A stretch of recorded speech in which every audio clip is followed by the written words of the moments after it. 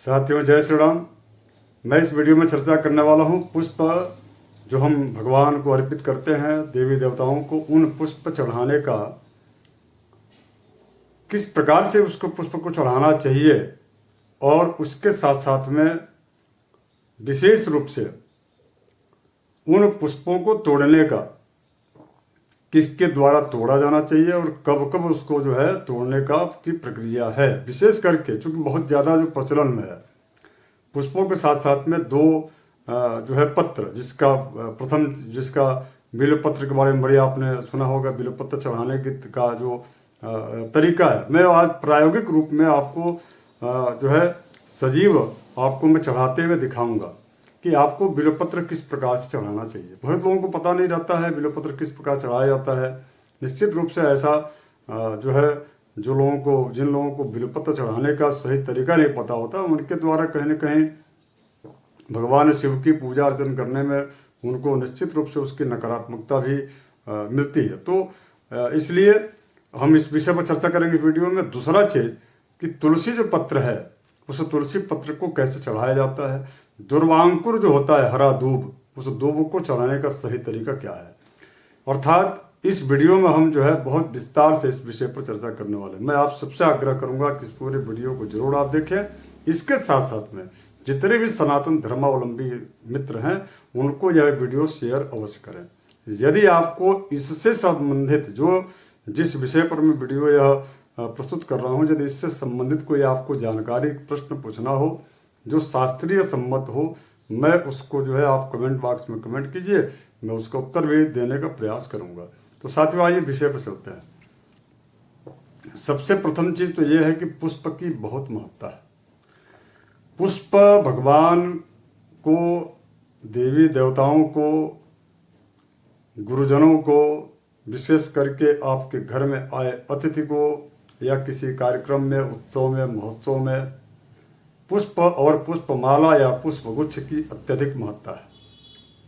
और सभी पुष्पों के रूप, स्वरूप और प्रकृति के अनुसार, यहाँ तक कि ज्योतिष के अनुसार भी जो 27 जो नक्षत्र होते हैं, उन 27 नक्षत्रों के अलग अलग जो है औषध्यादि उनके वृक्ष और पत्र पुष्प हैं। नवग्रहों के भी अलग अलग पुष्प हैं और उन नवग्रहों के अलग अलग पौधे और वृक्ष भी हैं, जिन वृक्षों को हम ग्रह शांति के लिए लगाते हैं। उन वृक्षों का या उन जो है वो ग्रह जो समिधाएँ होती हैं, जो नवग्रहों की जो लकड़ियाँ होती हैं, वो लकड़ियाँ उन वृक्षों की समिधा को हम हवन में उसका प्रयोग करके ग्रह शांति इत्यादि के कार्यों को हम करते हैं। तो कुल मिलाकर के हमारी जो आपकी जो संस्कृति है, यानी कि सनातन संस्कृति, वह पर्यावरण का ध्यान रखते हुए उसकी इतनी महत्ता बताई गई है ताकि हम आप उससे जुड़े रहें। और केवल मात्र वृक्षों या फलदार जो है वृक्षों से ही नहीं, बल्कि पुष्पों से भी हमको आपको जोड़ करके रखने का हमारे वैदिक जो दिनचर्या, हमारी वैदिक जो परंपरा है, उसने बहुत ही महनीय कार्य किया है। तो निश्चित रूप से उसके अलावा केवल मात्र यह जो है वैशिष्टता के साथ साथ में यह कामना परक भी चीज़ें इनसे प्राप्त होती है। अर्थात जो आपके मन में मनोकामना है कि मेरी फला जो है कामना सिद्ध हो जाएगी, तो मैं इस प्रकार का पुष्प से भगवान विष्णु का अर्चन करूंगा। यदि हमारा इस प्रकार का कार्य पूर्ण हो जाएगा तो मैं भगवान शिव को इस प्रकार के इतने 1000 बिल्वपत्रों का अर्पण करूंगा। यदि हमारा यह कार्य पूर्ण हो जाता है तो भगवान गणेश जी को मैं इतने 1000 दुर्वांकुर से उनकी अर्चना करूंगा। तो इस प्रकार की जो आपकी जो मनसा कल्पित जो आपकी मनोकामना है, उस मनोकामना की पूर्ति भी भगवान के उस पूजा अर्थात पुष्प, पत्र, पुष्प और अनेक जो है उन वृक्ष टहनियों के द्वारा आहुतियाँ दे करके ग्रह की शांति आदि होती है। तो कुल मिलाकर के हमारा आपका जो जीवन है, वह जीवनचर्या या पूजा पाठ की जो हमारी पद्धति है, वह सभी चीज़ें कहीं ना कहीं प्रकृति से हमको बहुत जोड़ कर रखती है। तो मित्रों, मैं उस विषय पर कभी विशेष रूप से चर्चा करूंगा, क्योंकि प्रकृति और ईश्वर क्या है, यह बहुत ही आध्यात्मिक और गूढ़ विषय है। आइए मैं इस वीडियो में चर्चा करने वाला हूं कि पुष्प की महत्ता। सर्वप्रथम मित्रों, मैं आपको बताऊं, जितने भी हमारे सनातन धर्मावलंबी हैं, प्रयास यह होना चाहिए आपका कि हम चूँकि आजकल पुष्प को लेकर के इतने बड़े बड़े मार्केट और इतने बड़ी बड़ी जो है फूल की के बाजार लगते हैं, मंडियाँ लगती हैं फूल की, तो निश्चित रूप से कहीं ना कहीं उसकी खपत है तब तो लगता है। अर्थात लोगों की अभिरुचि पुष्प से भगवान की पूजा अर्चन करने से, भगवान का श्रृंगार करने से में निश्चित रूप से है। तभी तो उसकी बड़ी बड़ी मंडियाँ इस प्रकार की उसकी बड़ी खपत है। आजकल तो जो है आत्मनिर्भर भारत की जो कल्पना हो रही है उसके अंतर्गत बहुत सारे जो युवा वर्ग है वो भी जो है अनेक प्रकार के पुष्पों को जो है की खेती कर रहे हैं। और केवल मात्र यह पुष्प भगवान के प्रति के चढ़ाने के लिए श्रद्धा तक सीमित नहीं है, बल्कि इन पुष्पों से अलग अलग जो है दवाइयाँ या अलग अलग प्रकार की औषधियाँ, यहाँ तक कि कई प्रकार के कार्यों में हमारे जीवन को आयुष्य प्रदान करने के लिए कि या उसके निमित्त जो है कई प्रकार की औषधियाँ भी निर्माण होती हैं। तो कुल मिलाकर के इसकी बड़ी महत्ता है। किंतु आज हम चर्चा करेंगे कि भगवान को पुष्प अर्पित करते समय पुष्प अर्पित करने वाले जो पुष्प होता है उस पुष्प की क्या महत्ता है। मित्रों, सर्वप्रथम जब हम फूल चढ़ाते हैं भगवान को, देवी देवता को, तो उस समय हम बोलते हैं मंत्र कि माल्यादीन सुगंधीनि मालत्यादिन वै प्रभो मया हृतानि पुष्पाणि पूजार्थम प्रतिगृह्यताम। अर्थात जो है मया हृतानि अर्थात आपके द्वारा पुष्प को लाया गया है, जबकि आपके द्वारा लाया नहीं जाता है, आपके द्वारा तोड़ा गया नहीं रहता है, बल्कि वो माली के द्वारा तोड़ा गया रहता है या किसी व्यापारी के द्वारा तोड़ा गया रहता है या किसी मजदूर के द्वारा तोड़ा गया रहता है, जो मंडी में आता है, मंडी के माध्यम से आपके यहाँ आता है और आप उसको भगवान को चढ़ाते हैं। जबकि आप उस मंत्र में ये बोलते हैं कि मया हृतानि पुष्पाणि अर्थात मेरे द्वारा आहरित की गई पुष्पों से मैं आपका को माला बना करके या पुष्प को आपको मैं अर्पित करता हूँ। ऐसा आप उसमें संस्कृत के इस मंत्र से आप जो है भगवान को, इस मंत्र को बोलते हुए भगवान को पुष्प जो है अर्पित कर रहे हैं। तो मित्रों, ये इसलिए ऐसा है क्योंकि पुष्प उसी पुष्प को चढ़ाएं जो पुष्प आपके द्वारा लाई गई है। इसके अलावा बिल्कुल भी आपको घबराने की जरूरत नहीं है कि आप ये सोच रहे होंगे कि हम मार्केट से लाया हुआ फूल यदि हम चढ़ा रहे हैं उसका माला बना करके तो उसका क्या शुभ फल नहीं मिलेगा। तो बिल्कुल घबराने की आवश्यकता नहीं है, ऐसा नहीं है। बल्कि ये कहा गया है कि धर्मशास्त्रों में विशेष रूप से यदि आपके द्वारा पुष्प यदि लाया गया रहता है तो उस पुष्प को चढ़ाने का विशेष महत्व है। इसलिए प्रयास ये होना चाहिए कि यदि ढेर सारे पुष्प यदि आपको पूजा में लगते हों तो आप जो है मार्केट से तो खरीदे ही, उसके साथ साथ में स्वयं भी जो आपका इष्ट देवता है, जो आपके देवता हैं या जो है देवी की आप आराधना पूजन अर्चन करते हैं, तो उस देवी के अनुसार जो है पुष्पों को कुछ पुष्पों को आपके द्वारा तोड़ करके लाया जाना चाहिए और उसके पश्चात उसको जो है भगवान को अर्पित करना चाहिए, माँ भगवती देवी को अर्पित करना चाहिए। अर्थात ये उत्तम है, ऐसा कहा गया है कुल मिलाकर के। और अगर यदि किसी भी वाटिका से, अगर यदि आप किसी भी जो है वाटिका से अर्थात किसी के यहाँ गार्डन है और वहाँ से आप पुष्प ला रहे हैं और यदि आप उस जिसके गार्डन से आप पुष्प ला रहे हैं यदि या वाटिका से, तो उससे अगर यदि आप उनको बिना बताए आप तोड़ रहे हैं अर्थात कुल मिलाकर के उनके वाटिका से, बागीचे से अगर यदि आप जो है उनको बिना बताए यदि पुष्प आप ला करके तोड़ते हैं और लाकर भगवान को चढ़ाते हैं तो निश्चित रूप से उसका भी बहुत ही अधिक महत्व धर्मशास्त्रों में कहा गया। अर्थात कुल मिलाकर के पुष्प की जो है चोरी करके उस वाटिका से यदि आप पुष्प तोड़ करके भी यदि चढ़ाते हैं भगवान को या देवी देवता को, यह आपके भक्ति की पराकाष्ठा है, इसको अच्छा कहा गया है। किंतु ये जरूर ध्यान रखना चाहिए कि पत्र या पुष्प, चाहे तुलसी पत्र हो या दुर्वांकुर हो या बिल्व पत्र हो, किसी भी प्रकार का पुष्प हो, उसको तोड़ते समय किसी भी प्रकार से उस जो है वृक्ष को, उस पौधे को हानि नहीं पहुंचना चाहिए। यदि आप उसके टहनी को आप तोड़ते हैं निश्चित रूप से उसमें आपको हिंसा का जो है पाप लग जाएगा।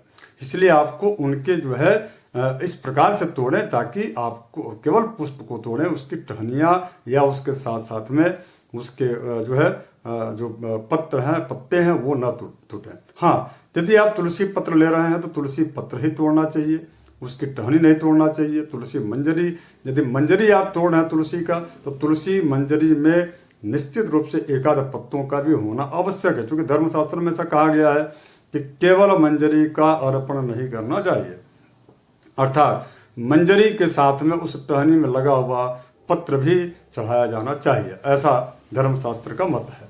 इसके साथ साथ में बिल्वपत्र है, तो बिल्वपत्र की जो टहनी है, अर्थात जो 3 पत्तों का मैं अभी आपको प्रायोगिक रूप में दिखाऊंगा, तो उस प्रकार के उस पत्ते को भगवान को जो है टहनी के साथ नहीं बल्कि उसकी डंठल सहित जो होता है उसका पृष्ठ भाग तोड़ करके भगवान शिव को अर्पित करना चाहिए। इस प्रकार से है। तो कुल मिलाकर के अरण्य जातई ही कुसमयी ही सदैव संपूजयित्वा स्वयं आहृतस्तु सर्वेश्वरत्वं फलमाप्नुवन्ति राजेंद्र तद वर्णयितुम शक्यम। अर्थात वन से यदि फूल तोड़ करके लाया गया हो और उन पुष्पों को यदि आप भगवान को चढ़ाते हैं, वह अत्यधिक महत्वदायी फलदायी होता है। यदि आप स्वयं तोड़ करके पुष्प को किसी दूसरे के वाटिका से भी आप चढ़ाते हैं ला करके, वो भी उसका भी फल जो है बहुत उत्तम कहा गया है। यहाँ तक कि बहुत सारे ऐसे राजा हुए जो वन से अर्थात जंगलों से पुष्प को लाते थे, ला करके और उसके पश्चात जो है वह अपने देवी अपने अपने जो इष्ट देव और या अपने इष्ट देवी को वह पुष्प चढ़ाते थे। कई ऐसे वीर हुए हैं जिन वीरों के नाम से उस पुष्प का नाम है।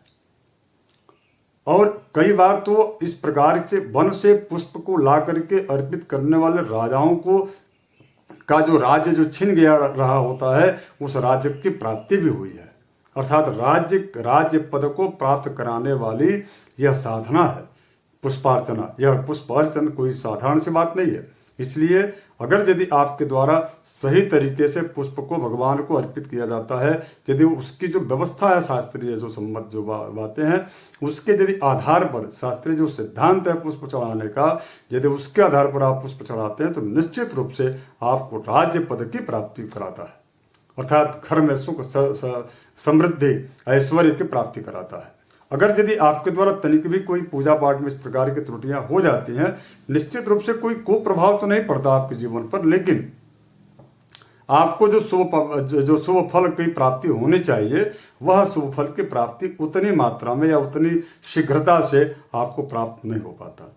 बस केवल इतना ही अंतर। किंतु आपको यदि अपने लक्ष्य की प्राप्ति करनी है, यदि आपको अपने मनोकामना की प्राप्ति करनी है, यदि आपका कोई ऐसा अनुष्ठान चल रहा है, कोई ऐसा तब आपका कोई जो है कार्य इस प्रकार के पूजा का संकल्प आपने किया है कि मेरी यह मनोकामना पूर्ण हो जाएगी तब मैं जाकर के इस प्रकार का कार्य करूंगा, या इस प्रकार के कार्य को आप यदि कर रहे हैं तो उसमें आपको इन सभी बातों का विशेष रूप से ध्यान रखना चाहिए।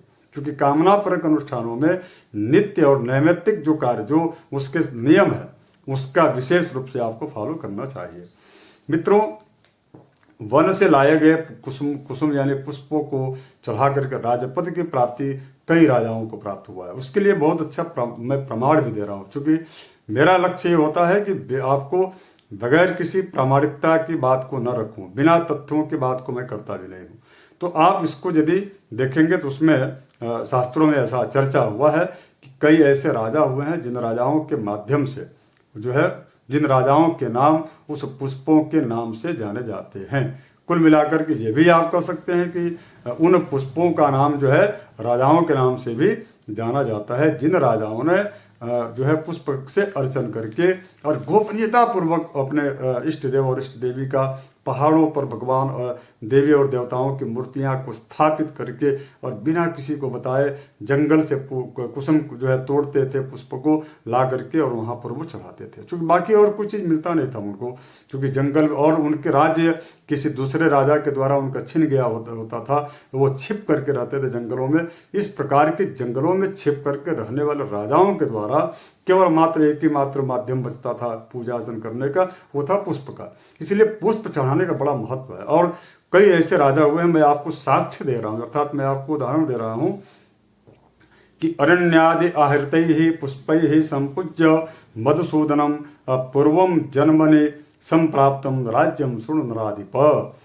नृगो यजाति नहुसो यथात राजा नृग, नहुस और विश्वग और करंधमः, इस प्रकार के राजा दिलीप भी नृगो यजाति नहुसो विश्वक्स्वः करन्धमः दिलीपो यमुनाश्वश्च ऋतुपर्णो भगीरथः सोमकः सत्यदेवश्च महामालो महाहनुः रेवतः कालकश्चैव कृतवीर्यो गुणाकरः।